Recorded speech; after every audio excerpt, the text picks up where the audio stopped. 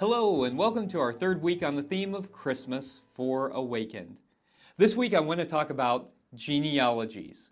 Yes, lists of names. I know it's boring, and if you're anything like me, when you're reading the Bible and you come across a genealogy, maybe you just skip over it and get to something more interesting. But Jesus' genealogies are fascinating.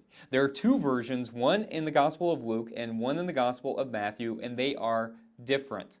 Like, there are literally different names. They also serve various theological functions. Looking at Luke's genealogy, we begin with Jesus, and Luke begins walking us back through Jesus' ancestors, through King David, because the Messiah was supposed to be descended from King David, all the way back to Adam, and then to God. Now, in the Gospel of Luke, we get a higher Christology. That is, Jesus is presented as more divine than he is in the other synoptic Gospels, Mark and Matthew. And so, by tracing Jesus all the way back to God, Luke shows that Jesus is of God and that Jesus' message is from God. Matthew has a different concern. As you remember from last week, Matthew is primarily focused on showing that Jesus is the fulfillment of Hebrew Scriptures, that Jesus is the Jewish Messiah. To do that, Matthew begins not with Jesus, but with Jesus' ancestor, Abraham. We begin with Abraham, the father of the ancient Israelites, and then walk down through King David all the way down to Jesus. But there's something else that is incredibly fascinating about Matthew's genealogy, and this is what I want to spend some time with. Matthew includes 5 women in his genealogy of Jesus. Now, this wasn't something that you did in ancient genealogies. You traced the person through their male relatives, not through female. And so it's an intentional choice on the part of the author of the book of Matthew to include women in the genealogy. What's more, each of these women was surrounded by some sort of sexual scandal. Let's take a look. The first to be mentioned is Tamar.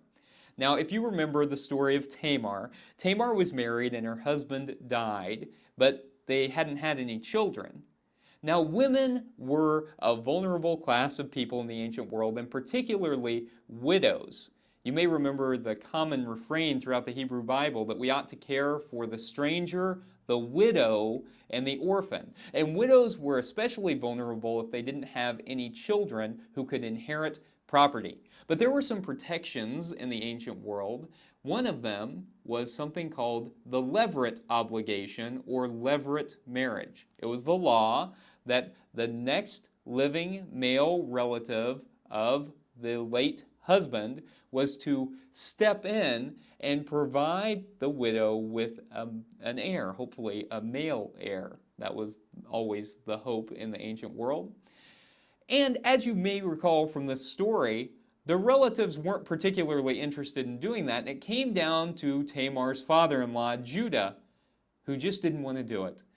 And so Tamar took matters into her own hands. She dressed up like a prostitute, and she tricked Judah into having sex with her to provide her with an heir. Now, this may seem odd to us in the 21st century, but it was a justice issue in that day. Judah was denying Tamar the justice that was owed to her. The next person in the genealogy is Rahab. Now, Rahab was a prostitute who helped the spies who came into the promised land sent by Moses. And she hid them in the walls so that they could stay there and weren't found out. So also surrounded by some sexual scandal, but becomes the hero of the story. The next woman in Matthew's genealogy is Ruth. And you may remember that Ruth had a husband who died as well, and she ended up staying with her mother-in-law, and they travel to her mother-in-law's homeland. And so Ruth is a Moabite, and so she's a Gentile, she's an outsider. And in order to survive, at the behest of her mother-in-law, she seduces an older male relative and ends up marrying him, Boaz. The next woman in the genealogy is listed as the wife of Uriah, or Bathsheba. Now it's interesting that she is not listed by name, but I think it's significant because in Bathsheba's story, David sees her bathing on the roof, and Bathsheba is already married, but that doesn't stop King David. He wants to be with her, and so he sexually assaults her.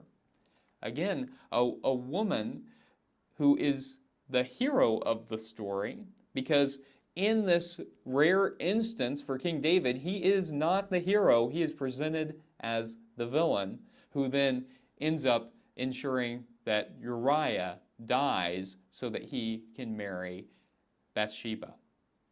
And then the final woman who is listed in Jesus' genealogy is Jesus' mother, Mary, who was an unwed teen mother. And as you may recall, in the Gospel of Matthew, an angel specifically comes to Joseph and asks him not to dismiss Mary because she is pregnant out of wedlock. And so you see, it's interesting that Matthew has chosen to include all of these women who were surrounded by some sort of sexual scandal because Matthew is showing here that Jesus has a special concern for those who are in vulnerable situations. It also shows that God ends up using unlikely people to become the heroes of God's story. I love the genealogy of Jesus in Matthew. It is actually incredibly expansive of my theology. It helps me to think about things a little bit more broadly, and it helps me to recognize that Jesus was, by his very nature, by who he was descended from, Jesus was especially concerned with those who are living on the margins, people in vulnerable situations that he ended up spending his whole life and ministry advocating on behalf of. And that gives me a bit of joy. This week we're going to talk about joy as we light our joy candle as our spiritual practice. Will you join me? This week we focus on joy, and I invite you to turn to your Advent wreath and to find the pink candle of joy. Hopefully your Advent wreath is set up in a place where you can see it daily and remember your journey towards the light. Joy is the pink candle because when Advent was seen as a penitent season, kind of similar to a mini Lent, at this point in the season, they recognized that there was a need for a bit of joy and to ease up on the penitent nature of the season. During those times, they often used purple, and so pink was a lighter version of that to symbolize the joy. I use blue candles because I love the symbolism of hope that comes from the blue candles. This week we light our candle of joy, and as we do so, I invite you to think about what in your life gives you joy. Where are you experiencing joy in your life? Think about those places of joy and give thanks. O great divine presence, help us to realize those places in our lives where we discover joy.